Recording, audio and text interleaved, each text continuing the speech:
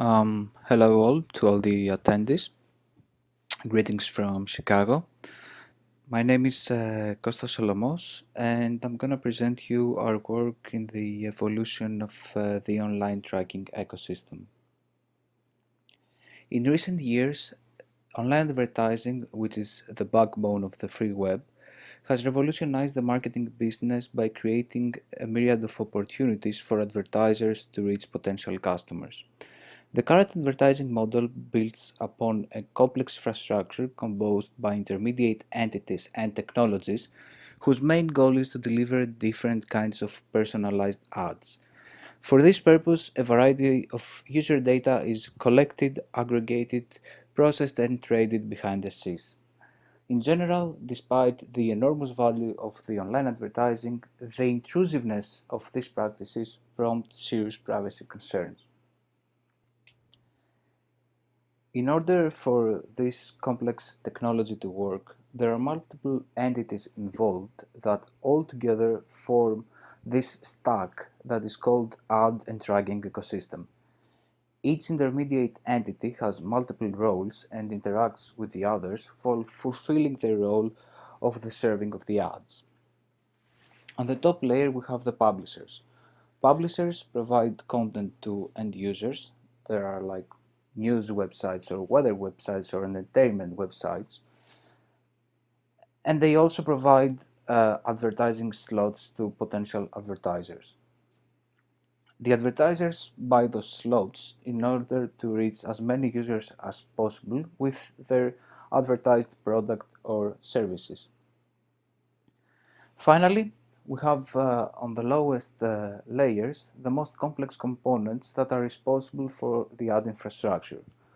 This means that they provide the needed technology for an advertiser to reach a potential customer, and most importantly, they are responsible for tracking and targeting the right users.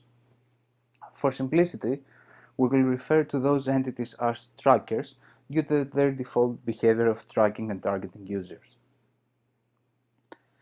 The question that arises here is how those ad networks are able to track the user's activity.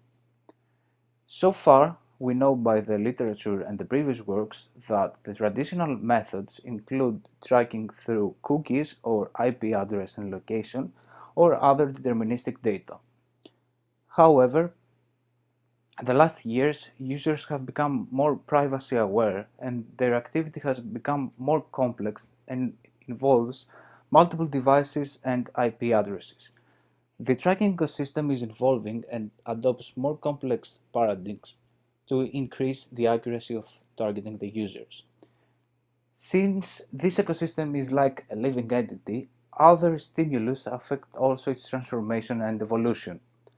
The most recent privacy regulations and directions, either in European Union or in US, impose strict rules on controlling and processing personally identifiable information that directly affects the process and collection of user data by trackers. In this work, we build on previous studies and methods on web tracking and perform a first of its kind longitudinal study to measure the ecosystem changes over the last few years. We build different graph models to capture the type and the amount of sharing information between the different entities of the tracking and the web ecosystem.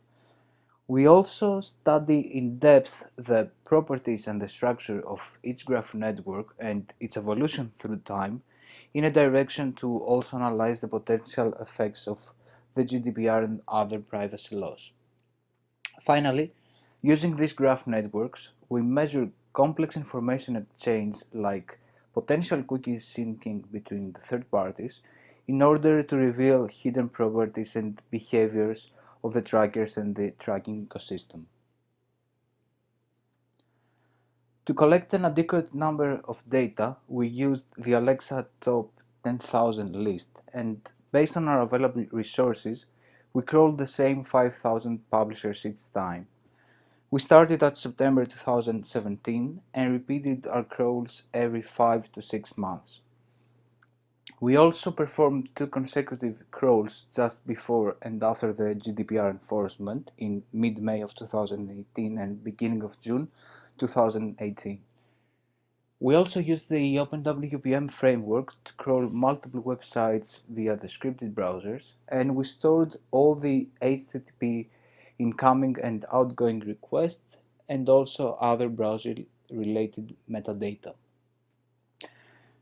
Here we identified and labeled as trackers all the third-party requests blocked by the disconnect list.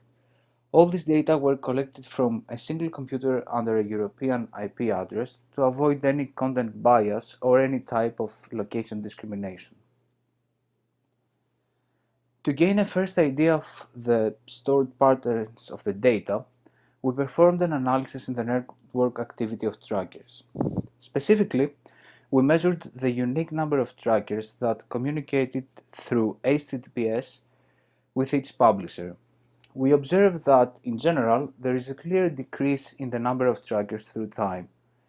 As can be seen from the plot, until January 2018, at least half of the publishers communicated with almost 10 individual trackers in every visit, but this state changed by the end of April 2019, which is the last snapshot, when this number dropped to almost half, reaching the lowest measured value.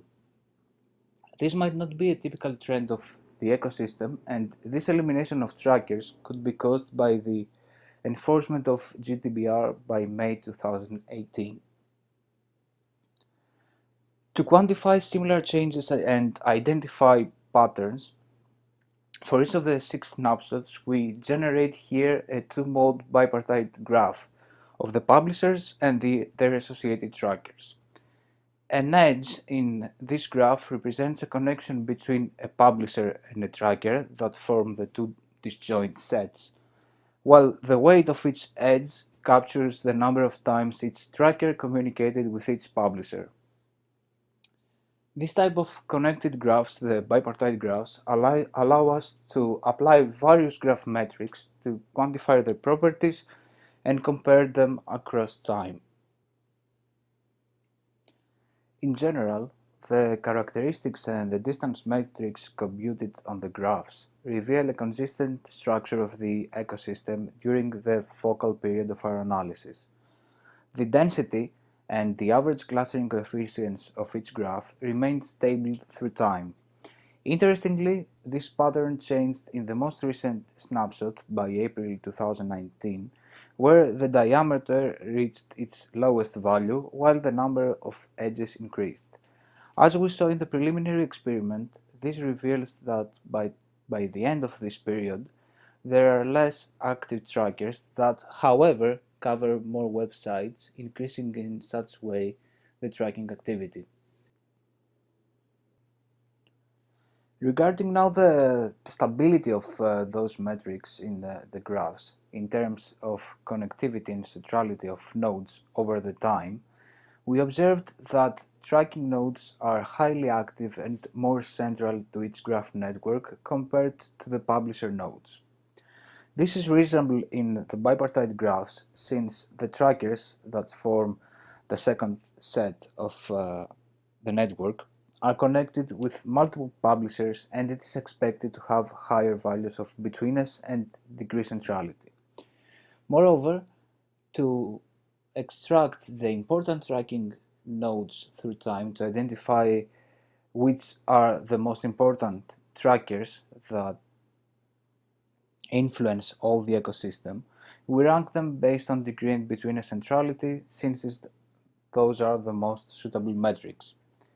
The ranking was by almost 90% immutable through time and stored the well-known trackers of Google and Facebook platforms.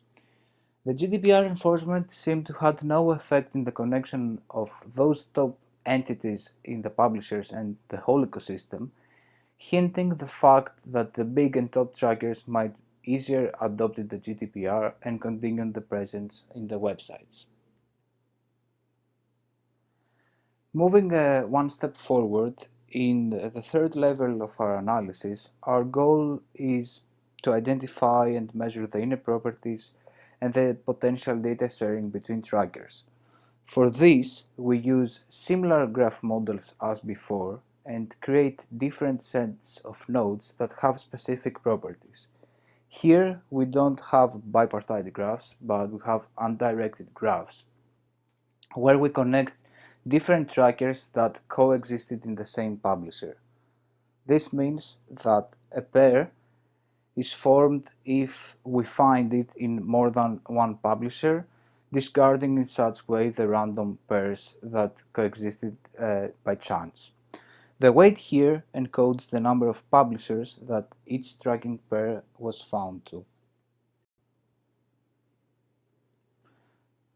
By measuring and studying again the same metrics, we found that the tracker-to-tracker graph of each snapshot has a fairly dense structure, while the number of nodes as the number of edges are comparable through snapshots. In general, the trackers are well connected and can be clustered with each other.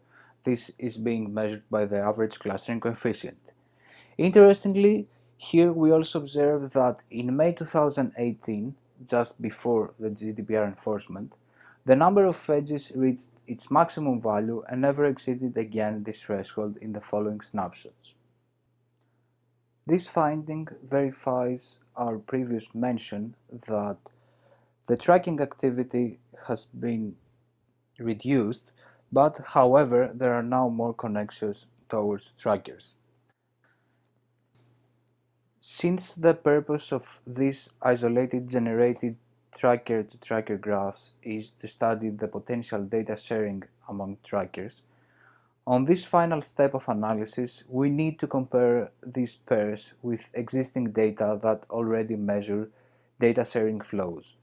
We used two previous ground truth datasets that involve and store cookie synchronization pairs, and we created similar representations of graphs that include those cookie syncing pairs. To have an accurate measurement between the different overlaps, we filter the edges and store only those that are part of the common trackers across all datasets, the ground truth datasets and our collected data. For each of the two different datasets, we measured the overlap in the number of edges between the different graphs. Interestingly, this percentage was high and it was between 60 and 80% on average. Considering that our trackers to tracker graph were built artificially, this high overlap gives us an indication about the nature and the behavior of cookie synchronization pairs and how these data sharing flows can be easily found in synthetic graphs and synthetic data. This is the most crucial finding since we can detect potentially collaborating pairs of trackers without the need to deploy infrastructure to collect real users' data or train artificial personas to collect cookie synchronization activity. To conclude, we presented the first of its kind longitudinal study on the changes of the web tracking ecosystem during the last 2.5 years. The analysis through time was performed using 6 scrolls on the top Alexa websites with snapshots collected a few months apart. We found that there are fewer trackers embedded in the websites through time, with an average reduction of 10% in the total number. Also, we confirmed that the network structure of the tracking ecosystem and how the trackers are embedded in publishers remained the same through time.